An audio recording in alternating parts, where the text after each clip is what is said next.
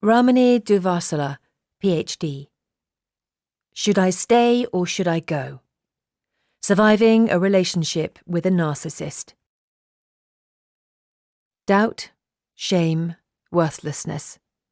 For those with a pathological narcissist in their life, these feelings can permeate every facet of reality. It doesn't matter whether the narcissist is your partner, a parent, a friend, or a colleague. If you're in their circle, you will be affected. You just might not realize it until long after the fact. Narcissism has always touched a percentage of the population, but in today's hyperconnected yet superficial world, it's become an epidemic. This means that the chances of you having a pathological narcissist in your life are far greater than ever before. Romantic relationships are complicated enough, but romantic relationships with narcissists are even more so. It's this specific dynamic we'll focus on in this blink, and as we'll see, the answer isn't always as simple as recognizing the hurt that's being caused and making a clean break. Life is infinitely more nuanced than that. In the following sections, we'll address this nuance by first exploring what narcissism is, how it's become so rampant, and the red flags and seductive strategies to look out for. We'll then offer a concrete roadmap for both of your options, choosing to stay or choosing to go. Critical to distinguish here is the difference between a relationship with a pathological narcissist and a relationship characterized by domestic violence. Although the two dynamics share similar patterns, physically abusive relationships require very specific assistance. If this is you, please seek professional support immediately. But for those dealing with pathological narcissism, this blink will provide you with all the tools you need to survive and even thrive, whatever you decide. Ultimately, choosing to commit to self-empowerment will be the most important choice of all. The bus that never arrives. If you take only 3 words from this entire blink, let them be this: narcissists don't change. These 3 words, however, can change your life.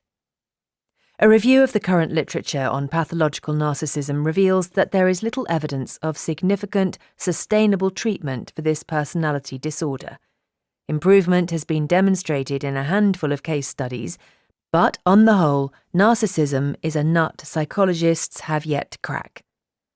Now, this might not be the news you wanted to hear, but like a bitter pill, it's a truth that nonetheless needs to be swallowed for your health and well-being in the long run. When you understand that narcissism is a disorder that is resistant to current methods of treatment, you recognize that continuing to throw good money after bad, in the form of time, love, and energy, for instance, is a futile strategy. You see that committing your life to deciphering the narcissist code is a ridiculous thing to ask of yourself. Remember, modern science doesn't even have an answer yet. It's admirable to want to see the good and potential in others. It's commendable to question how you can contribute to better outcomes in your closest relationship. But with narcissists, the reality is there's only so much you can do. With narcissists, the odds are stacked against you from the start. So instead of waiting for a bus that will never arrive, start walking. Whatever direction you choose, you'll reclaim your health and well-being with every step. Sign of the times. Let's set the scene. In 2015, cosmetic surgery was a $12 billion industry, weight loss a $20 billion enterprise, and cosmetics a $62 billion racket. In today's world of curated selfies, ever-present devices, and ubiquitous reality TV, the superficial is incentivized and applauded. If we consider that pathological narcissism is, to quote a definition, a pervasive pattern of grandiosity, need for admiration, and lack of empathy, it's not hard to see why narcissism has become a modern epidemic. It's worth noting that we all display narcissistic behaviors from time to time. Maybe we get a little inflated about our new job, experience the warm fuzzies when our latest post cracks 100 likes, or forget to treat others by the golden rule when we're stressed and under pressure. It's also worth highlighting that healthy narcissism exists too, whether that be pursuing meaningful ambitions, communicating our needs, or setting firm boundaries. Two things separate occasional or healthy narcissism from pathological narcissism. The first, occasional narcissism, is an exception, not the rule. Second, healthy narcissism takes into account the impact a behavior or action could have on others. The behavior or action may still be taken, but the decision to do so will be properly informed. As with narcissists themselves, there's little any one person can do to turn society's tide. But an awareness of the wider context can make your predicament less personal and less alienating. Fortunately, it's not just you. Unfortunately, it's a sign of the times. The red flags. But how do I know if I'm in a relationship with a pathological narcissist, not just a fellow fallible human? It's the million-dollar question, and a common one at this stage. Here, Dr. Ramani offers a checklist of 30 traits found in this personality disorder. While this isn't a medical diagnosis of pathological narcissism, if you recognize 15 or more in your partner, the likelihood of an official diagnosis is high. Of the 30 qualities listed, 3 of the red flags stand above the rest: grandiosity, validation-seeking, and lack of empathy. Grandiosity is a pattern of exaggerating accomplishments, connections, and talents. In an intimate relationship, you may also experience this as being held to an unrealistic vision of fairy tale romance. Validation-seeking is the need to be approved of and admired by the outside world. Today, this is an easy one to spot. Narcissists are commonly addicted to social media. Lack of empathy is the inability of a person to understand and share your feelings. Not being heard or supported are the hallmarks of this experience. As mentioned in the last section, we're all guilty of engaging in these actions and behaviours on occasion. What Dr. Ramani's checklist helps to clarify is whether there is what is termed a patterned constellation of these traits. If there is, you know you're dealing with a pathological narcissist. A cluster of red flags on the shores of your relationship doesn't mandate getting out. In fact, you might decide that the best course of action at this moment in time is to keep swimming. Just proceed with caution. These are turbulent waters you're in. Getting sucked in. How did I get here? What was I thinking?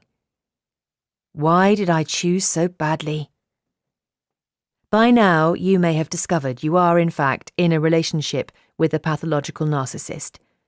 While this knowledge can be empowering, it can also give rise to self-judgment and deep shame.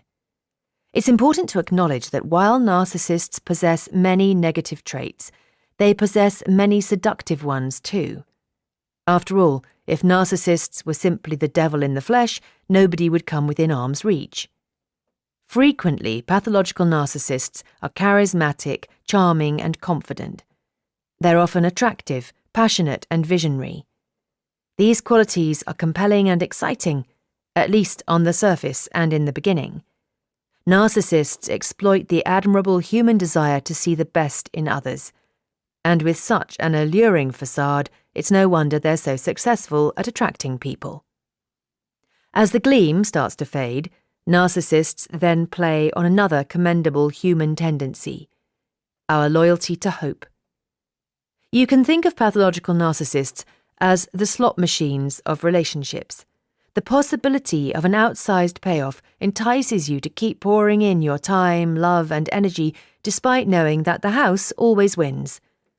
Narcissists are smart enough to reward you with small, occasional wins to keep you in the game, but they never deliver the jackpot you hope they will. Understanding how you became and remain tangled in the narcissist's web allows you to drop the self-judgment and shame. As we'll see in the next section, you're likely carrying enough emotional baggage as it is. Let's not add to the pile. The frog in boiling water. While we can list a pathological narcissist's red flag traits and go-to strategies until the cows come home, What ultimately matters is your felt experience. How does your partner make you feel? Self-doubt, shame, and a lack of self-worth are some of the most prominent patterns Dr. Ramani has observed in her clients. As referred to in the previous section, this underlying reality tends to reveal itself little by little. Nobody would sign up to date someone who promised outright they'd make you feel unsettled and exhausted. So use your emotions as a barometer. Take incremental shifts as warning signs. Self-doubt, for instance, is frequently infectious. Although it may have taken root in your romantic relationship, watch for it popping up in your relationships with others and your work life too. Similarly, shame has a corrosive quality, and as we've explored, in a relationship with a narcissist, shame can attack you from multiple sides. Be especially alert to social withdrawal. Connections and interactions outside of those with your partner are your lifelines. Finally, monitor yourself for a pervasive feeling that you lack self-worth. Then remember, it's not you who isn't enough. Nothing is enough for a narcissist. Keep an ear out for excessive or preemptive apologizing. Nobody likes to feel negative emotions, let alone admit that their partner may be causing them, but as we've seen several times in this blink, it's essential to face the music. Only then can we decide how the song ends. Deciding to stay. Dr. Ramani holds a somewhat controversial stance. Instead of handing her clients a one-size-fits-all, just-walk-away prescription, she leaves the alternative on the table too. For some people, at some moments in time, choosing to stay is actually the best course of action, and failing to acknowledge this nuance can do more harm than good. Compelling reasons to stay include children, finances, religion, culture, and plain fear.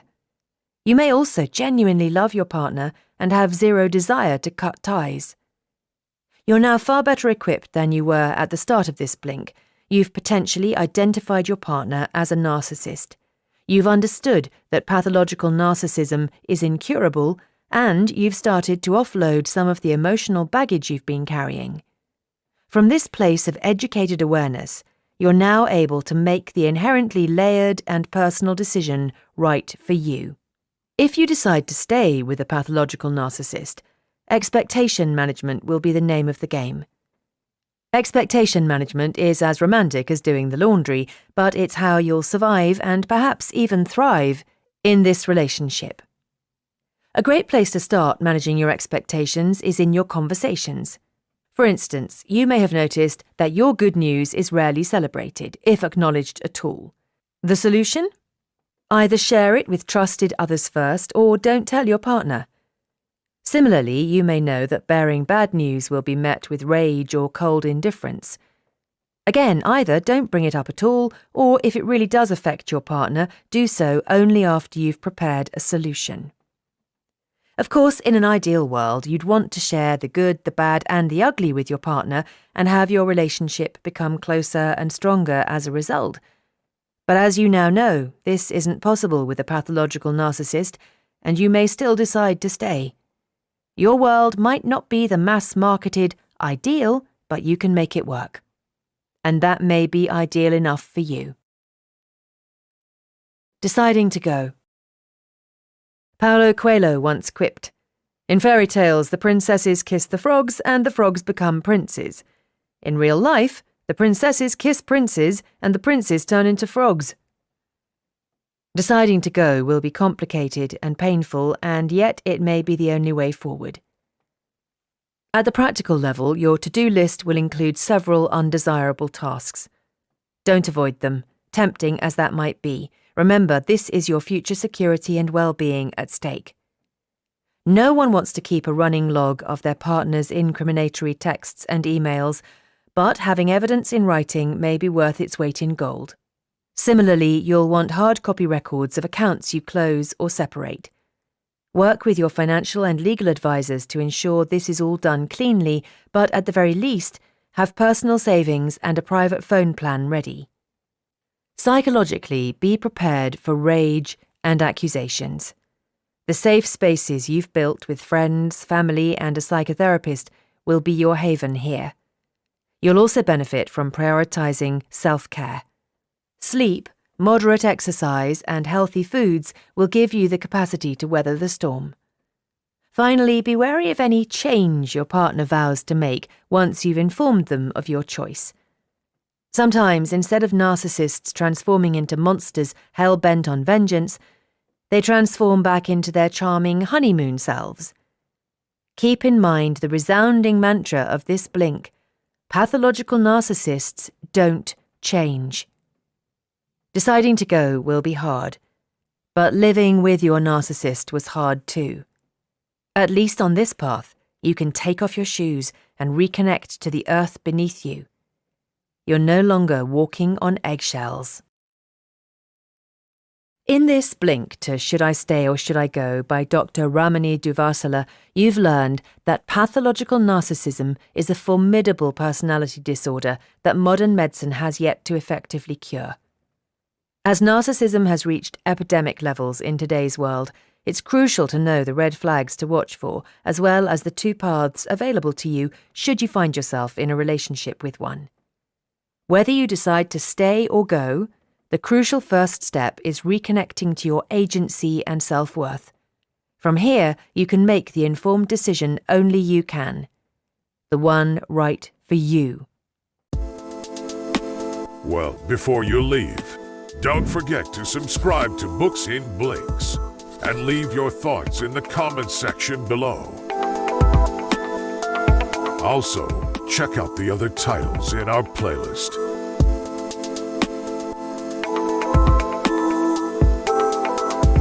I'm Pedro from Books in Blinks, and I hope to see you here again.